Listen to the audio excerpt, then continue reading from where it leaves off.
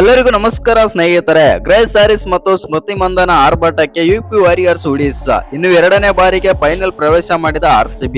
ಹೌದು ಸ್ನೇಹಿತರೆ, ಈ ಪಂದ್ಯದ ಹೈಲೈಟ್ಸ್ ಬಗ್ಗೆ ಆದರೆ ತಿಳ್ಕೊಂಬರೋಣ. ಅದಕ್ಕಿಂತ ಮುಂಚೆ ನೀವೇನಾದ್ರೂ RCB ಅಭಿಮಾನಿಯಾಗಿದ್ದಲ್ಲಿ ಈ ವಿಡಿಯೋಗೆ ಒಂದು ಲೈಕ್ ಕೊಟ್ಟು ನಮ್ಮ ಚಾನಲ್ ಅನ್ನ ಸಬ್ಸ್ಕ್ರೈಬ್ ಮಾಡ್ಕೊಳ್ಳಿ. ಹಾಗೆ ನಮ್ಮ ಮಹಿಳೆಯರ ತಂಡ ಎರಡನೇ ಟ್ರೋಫಿ ಗೆಲ್ತಾರ ಇಲ್ವಂತ ಕಮೆಂಟ್ ಮಾಡೋದನ್ನ ಮರಿಬೇಡಿ. ಇನ್ನು ವುಮೆನ್ಸ್ ಪ್ರೀಮಿಯರ್ ಲೀಗ್ 18ನೇ ಪಂದ್ಯದಲ್ಲಿ ಯುಪಿ ವಾರಿಯರ್ಸ್ ವಿರುದ್ಧ ಸುಲಭ ಗೆಲುವು ದಾಖಲಿಸಿ ಫೈನಲ್ಗೆ ಆದರೆ ಪ್ರವೇಶ ಮಾಡಿದೆ RCB. ಹೌದು ಸ್ನೇಹಿತರೆ, ವಡೋದರದಲ್ಲಿ ನಡೆದ ಪಂದ್ಯದಲ್ಲಿ ಮೊದಲು ಬ್ಯಾಟಿಂಗ್ ಮಾಡಿದ ವಾರಿಯರ್ಸ್ ತಂಡ 20 ಓವರ್ಗಳಲ್ಲಿ 8 ವಿಕೆಟ್ ನಷ್ಟಕ್ಕೆ 143 ರನ್ ಗಳಿಸಿತು. ಇನ್ನು 144 ರನ್ಗಳ ಗುರಿಯನ್ನು ರಾಯಲ್ ಚಾಲೆಂಜರ್ಸ್ ಬೆಂಗಳೂರು ತಂಡ ಕೇವಲ 13.1 ಓವರ್ಗಳಲ್ಲಿ 2 ವಿಕೆಟ್ ಕಳೆದುಕೊಂಡಾದರೆ ತಲುಪಿತು. ಇನ್ನು ಈ ಗೆಲುವಿನೊಂದಿಗೆ RCB ತಂಡ ನೇರವಾಗಿ ಫೈನಲ್ ಹೋದರೆ ಪ್ರವೇಶ ಮಾಡಿದೆ. ಇನ್ನು ಇದು ಬೆಂಗಳೂರು ಫ್ರಾಂಚೈಸಿಯ ಎರಡನೇ ಫೈನಲ್ ಆಗಿದೆ ಅಂತಾನೆ ಹೇಳ್ಬೋದು. 2024ರಲ್ಲಿ ಮಂದನ ಪಡೆ ಚಾಂಪಿಯನ್ ಕೂಡ ಆಗಿತ್ತು. ಇನ್ನು 144 ರನ್ಗಳ ಸಾಧಾರಣ ಗುರಿ ಬೆನ್ನತ್ತಿದ RCB ತಂಡ ಭರ್ಜರಿ ಆರಂಭ ಪಡೆದುಕೊಂಡಿತು. ಐಸಿಸ್ ಡೇಂಜರಸ್ ಬ್ಯಾಟರ್ ಆಗಿರುವಂತ ಗ್ರೇಸ್ ಸ್ಯಾರೀಸ್ ನಾಯಕಿ ಸ್ಮೃತಿ ಮಂದನ ಜೊತೆಗೂಡಿ ಮೊದಲನೇ ವಿಕೆಟ್ಗೆ 108 ರನ್ಗಳ ಜೊತೆ ಆಟ ಆಡಿದರು. ಇನ್ನು ಕಳೆದ 5 ಪಂದ್ಯಗಳಿಂದ ದಯನೀಯ ವೈಫಲ್ಯ ಕಂಡಿದ್ದಂತ ಗ್ರೇಸ್ ಸ್ಯಾರೀಸ್ ಅವರು ಇಂದು ಸಿಡಿಲಪ್ಪರದ ಬ್ಯಾಟಿಂಗ್ ಪ್ರದರ್ಶನ ತೋರಿದರು. ಕೇವಲ 37 ಬಾಲ್ಗಳಲ್ಲಿ 13 4 ಮತ್ತು 2 ಸಿಕ್ಸರ್ಗಳ ನೆರವಿನಿಂದ 75 ರನ್ ಗಳಿಸಿ ಸೀಕಾ ಪಾಂಡೆಗೆ ವಿಕೆಟ್ ಆದ್ರೆ ಒಪ್ಪಿಸಿದ್ದರು. ನಾಯಕಿ ಸ್ಮೃತಿ ಮಂದನ 27 ಬಾಲ್ಗಳಲ್ಲಿ 8 4 ಮತ್ತು 2 ಸಿಕ್ಸರ್ಗಳ ನೆರವಿನಿಂದ ಅಜಯ್ 54 ರನ್ ಗಳಿಸಿ ತಂಡವನ್ನು ಗೆಲುವಿನ ಗಡಿ ದಾಟಿಸಿದ್ರ ಅಂತಾನೆ ಹೇಳ್ಬೋದು.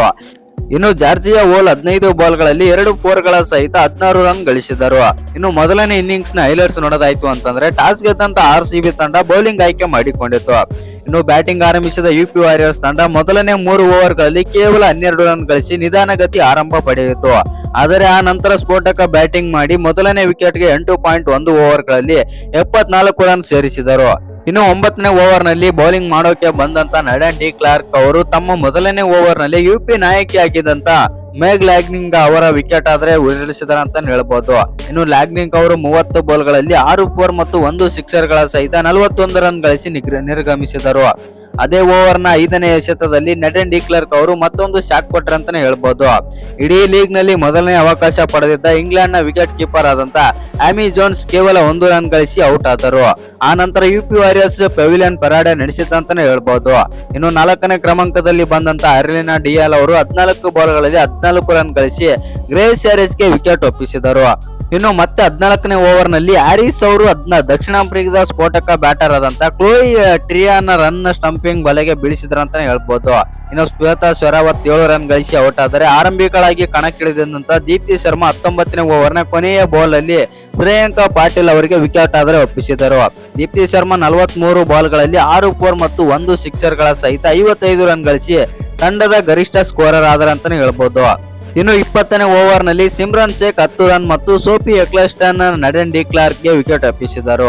ಒಟ್ಟಾರೆಯಾಗಿ ಯುಪಿ ತಂಡ 8 ವಿಕೆಟ್ ಕಳೆದುಕೊಂಡು 143 ರನ್ ಆದರೆ ಗಳಿಸಿದರು. ಇನ್ನು RCB ಪರ ನಡನ್ ಡಿ ಕ್ಲಾರ್ಕ್ ಅವರು 22 ರನ್ ನೀಡಿ 4 ವಿಕೆಟ್ ತೆಗೆದರೆ ಗ್ರೇಸ್ ಸ್ಯಾರೀಸ್ ಅವರು 2 ವಿಕೆಟ್ ಆದರೆ ಪಡೆದು ಮಿಂಚಿದ್ರ ಅಂತಾನೆ ಹೇಳ್ಬೋದು. ಇನ್ನು 2026ರ WPL ಅಲ್ಲಿ ಅಗ್ರಸ್ಥಾನಿಯಾಗಿ ಫೈನಲ್ ಪ್ರವೇಶಿಸಿದ RCB ತಂಡ ಈ ಲೀಗ್ ನಲ್ಲಿ ಹೆಚ್ಚು ಬಾರಿ ಫೈನಲ್ ಪ್ರವೇಶಿಸಿದ ಎರಡನೇ ತಂಡ ಎಂಬ ದಾಖಲೆಯನ್ನು ಕೂಡ ಮುಂಬೈ ಇಂಡಿಯನ್ಸ್ ಜೊತೆಗೆ ಹಂಚಿಕೊಂಡಿತು. ಇನ್ನು ಡೆಲ್ಲಿ ಕ್ಯಾಪಿಟಲ್ಸ್ ಹಿಂದಿನ 3 ಆವೃತ್ತಿಗಳಲ್ಲೂ ಫೈನಲ್ ಪ್ರವೇಶಿಸಿತ್ತು. ಆದರೆ 3 ಫೈನಲ್ ಪಂದ್ಯದಲ್ಲೂ ಕೂಡ ಸೋಲು ಕಂಡು ರನ್ನರ್ ಅಪ್ ಆಗಿ ತೃಪ್ತಿಗೊಂಡಿತ್ತಂತಾನೆ ಹೇಳ್ಬೋದು. ಇನ್ನು 2022 ಮತ್ತು 2025ರಲ್ಲಿ ಮುಂಬೈ ಇಂಡಿಯನ್ಸ್ ಮತ್ತು 2024ರಲ್ಲಿ RCB ತಂಡಗಳು ಡೆಲ್ಲಿ ಮಣಿಸಿ ಚಾಂಪಿಯನ್ ಆಗಿದ್ದವು. ಇನ್ನು ಈ ಬಾರಿ ಏನಾದ್ರು RCB ತಂಡ ಚಾಂಪಿಯನ್ ಆದರೆ ಮುಂಬೈ ಮತ್ತು ನಮ್ಮ RCB ತಂಡ 2 ತಂಡಗಳು ಕೂಡ 2 ಬಾರಿ ಟ್ರೋಫಿ ಗೆದ್ದಂತ ತಂಡ ಎಂದು ಹೆಸರು ಉಳಿಸಿಕೊಳ್ಳುತ್ತವೆ ಅಂತಾನೆ ಹೇಳ್ಬೋದು. ಇನ್ನು ಈ ವಿಡಿಯೋ ಇಷ್ಟ ಆಗಿದ್ರೆ ಒಂದು ಲೈಕ್ ಮಾಡಿ, ಶೇರ್ ಮಾಡಿ. ಹಾಗೆ ಇನ್ನು ಯಾರು ಚಾನಲ್ಗೆ ಸಬ್ಸ್ಕ್ರೈಬ್ ಮಾಡ್ಕೊಂಡಿಲ್ಲ ಸಬ್ಸ್ಕ್ರೈಬ್ ಮಾಡ್ಕೊಂಡು ಬೆಲ್ ಐಕನ್ ಅನ್ನ ಆಲ್ ಇಟ್ಕೊಳ್ಳಿ.